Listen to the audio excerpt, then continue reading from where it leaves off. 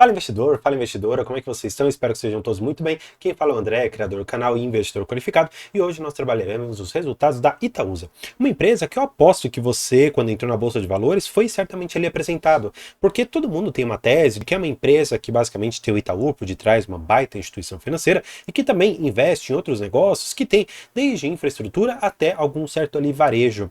E essa diversificação de fontes de receita poderia ser muito interessante para combinar um certo crescimento com uma rentabilidade boa, que juntos levariam a um certo dividendo, um juro sobre capital próprio, bons para você. Claro, nesse meio tempo, a Itaúsa sempre bonificou os seus acionistas com algumas quantidades ali de ações, 10, 15, 20%. Fato é que nós vamos trabalhar um pouco de alguns critérios aqui que eu tenho para ter saído lá atrás de Itaúsa. Eu quero enxergar se o meu pensamento de basicamente 2 anos atrás, ele ainda se reflete hoje, e nós vamos também passar um pouco aqui pelos números que a Itaúsa reportou do quarto trimestre de 2023 e do ano, portanto, fechado. Então, se você quiser saber tudo isso e muito mais, fique comigo para logo após o vídeo. Então, vamos pro vídeo.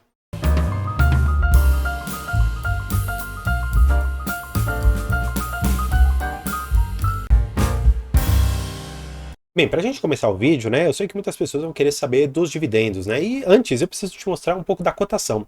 Por que eu estou olhando a cotação no Google, né, porque algumas pessoas preferem olhar em sites, mas o que acontece? A cotação do Google, ela é diferente de alguns sites, muitas vezes, especialmente no histórico mais passado, porque ela não reflete o ajuste que você tem dos dividendos. Sites como Status Invest, Investidor 10, eles fazem o seguinte, olha, se você receber R$ 1 de dividendo e a ação custava 10, você então, o seu preço ajustado seria 9, e aí ele faz esse cálculo. E aqui no Google você não tem esse ajuste. Por isso que é importante você enxergar aquela tese do yield on cost, ou seja, o yield em relação a quanto você pagou. Se você puxar aqui no histórico, você vai poder enxergar que Itaúsa já chegou a ser negociada a R$ 6. Assim como lá nos picos de 2019, ela chegou a custar quase aqui seus R$ 13, R$ 12,76. Então, a depender da cotação que você pagou, seus R$ 6, R$ 7, poxa, você deve estar tendo um resultado maravilhoso de Itaúsa. Agora, se você comprou lá na casa seus R$ 11, R$ 12, talvez com os dividendos você tenha recuperado um pouco e meio que está no 0 a 0, com talvez um pequeno retorno. Mas isso vai depender, claro, da sua estratégia, se você quer se manter investidor dessa empresa ou não, enfim, tudo isso vai depender de uma estratégia macro. Fato é que a Itaúsa reportou esses juros sobre capital próprio aqui no valor de 5 centavos. O pessoal ficava brincando com aqueles 2 centavos, eu mesmo já brinquei muito com aqueles 2 centavos que a Itaúsa pagava, e até brinquei assim num vídeo que eu fiz, eu falei, ô colegas aqui da Itaúsa, querido Alfredo, o Setúbal, finalmente aqui, o colega que eu queria falar, o Setúbal, cadê o nosso dividendo? Você vai parar de pagar esses 2 centavos e pagar um dividendo de verdade? E ele calou minha boca, porque de fato ele anunciou dividendos muito grandes e isso chegou a trazer um retorno bastante expressivo de 8%, isso considerando os últimos 12 meses de acordo aqui com o site, tá bom? Fato é que você vai receber esses 5 centavos, quase 6 centavos aqui por ação, já descontados na fonte a alíquota do imposto de renda de 15% em relação aos juros sobre capital próprio, tá bom? Agora, finalmente, vamos falar aqui dos resultados da Itaúsa, né? Vamos pegar um pouco aqui dos destaques, né? Eu sempre gosto de passar por essa parte, porque aqui eles mostram da companhia o que mais tem de interessante para você olhar. E olha só, eles falam aqui um pouco do lucro líquido recorrente, né? Um aumento de 3% na base anual, quando comparado com 2022, nós tivemos um aumento de 3%.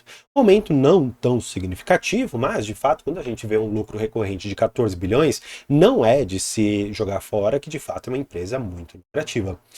O seu valor de mercado, enfim, isso daqui cresceu relativamente bem, até porque o valor de mercado reflete a cotação, então basicamente você vê quanto está custando cada uma das ações, multiplica pela quantidade de ações e você chega ao valor de mercado. Então isso daqui não interessa tanto, mas eles querem de uma certa maneira dizer que em relação a 31 de dezembro de 22 para 31 de dezembro de 23, a cotação subiu 34%, tá bom?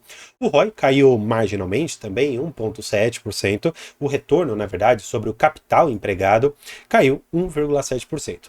18,3% é um ROI ruim? Não, não é ruim. Mas quando você compara com outros anos, ou enxergando, por exemplo, que a Itaúsa é boa parte resultado do Itaú, esse ROI não foi exatamente correspondente à empresa macro na qual eles investem, mas claro, a gente precisa enxergar que tem outras empresas debaixo desse guarda-chuva e que, em relação a todo o capital empregado, você tem aqui a correlação entre uma coisa e outra, ou seja, se você não é só Itaú, você não pode ter o resultado inteiro do Itaú, você tem que ter o resultado ali também das suas outras subsidiárias, das suas outras investidas, tá bom?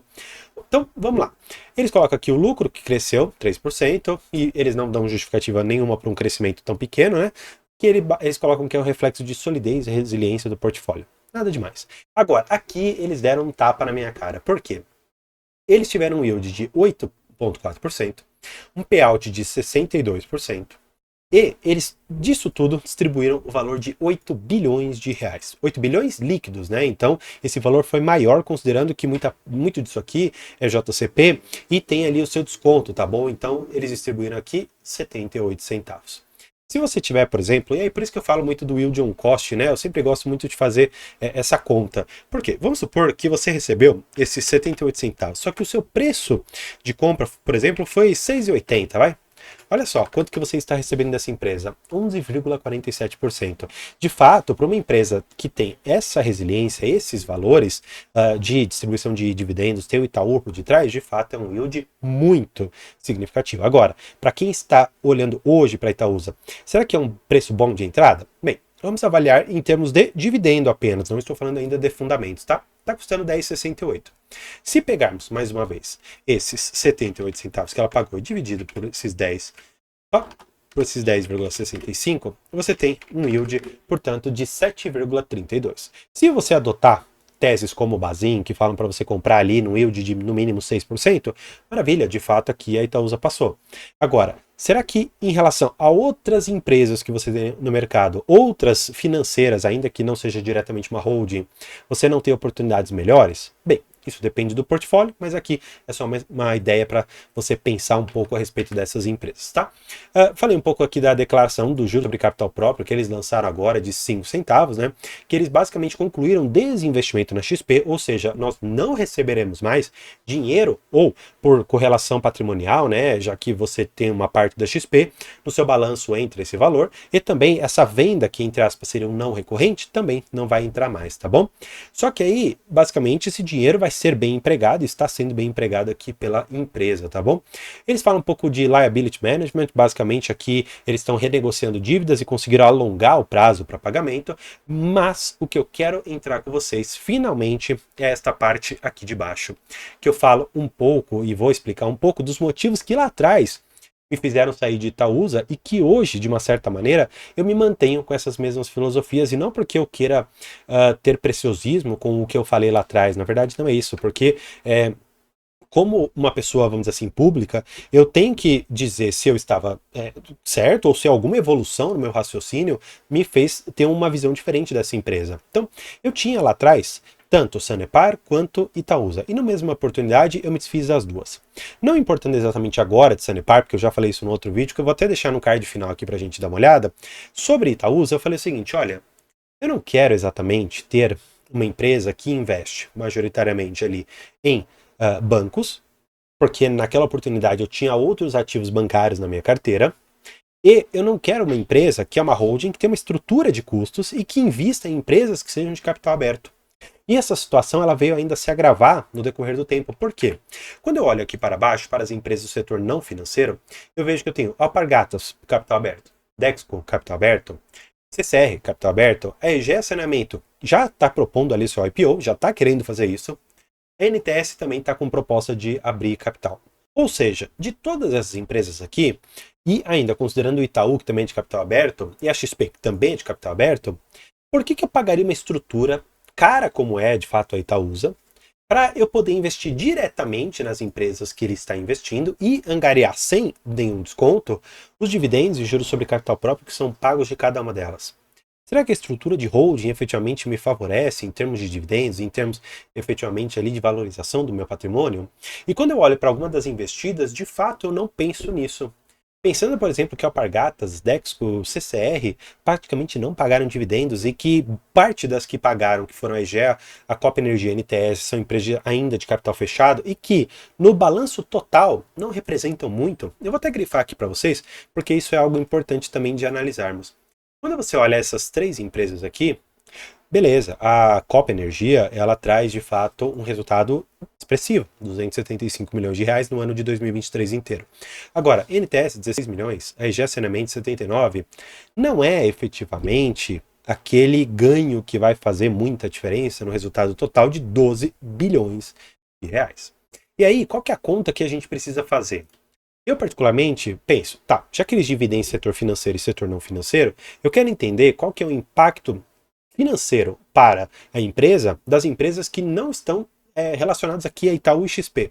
Como que a gente faz essa conta? Né? É basicamente uma regra de três. Preciso pegar 741, que aí eu preciso fazer com mais dois zeros, né, para a gente alcançar o valor percentual, e colocar aqui o valor de 12.897, que seria o valor das financeiras, tá bom? Então, basicamente, as não financeiras representam 5,7% do resultado total. E aí eu me questiono, será que eu quero pagar uma estrutura tão cara como é a Itaúsa para ter uma suposta diversificação? E eu digo suposta porque boa parte dessas empresas tem capital aberto ou terão, num futuro não tão distante, capital aberto, para ter um retorno diferencial de 5,7%? Bem, eu, particularmente, tenho uma visão menos otimista da empresa. Agora, os analistas de mercado, eles estão recomendando compra forte da empresa, num preço justo de praticamente R$ 12, R$ 11,90 cada uma, e hoje cotada aqui a 10,65, tem um certo upside ainda para a gente conquistar, tá bom? Bem, aqui, esses aqui são os resultados da Itaúsa. No geral, a gente não precisa olhar cada um dos setores, porque o importante é que a gente enxergue se a Itaúsa está conseguindo manter uma certa lucratividade, porque no geral, como ela depende muito do Itaú e os resultados do Itaú já saíram, o resto das empresas não vai impactar fortemente ali os seus balanços. E eu espero, sinceramente, que a Itaúsa veja que com uma base acionária de mais de 10 bilhões de papéis, talvez novas bonificações não sejam tão interessantes. Além disso, talvez fazer o pagamento das dívidas e também conseguir aumentar o portfólio e de forma razoável em empresas que de fato consigam trazer alguma transformação no portfólio da Itaúsa, aí sim eu gostaria de olhar novamente para essa empresa. No momento, portanto, eu fico de fora. Não é uma empresa que eu particularmente penso em investir, mas claro, eu sei que a minha opinião é quase que isolada. Quase todas as pessoas que eu conheço e amigos que investem em bolsa têm posições, e algumas dessas pessoas, a maior posição da carteira é Itaúsa.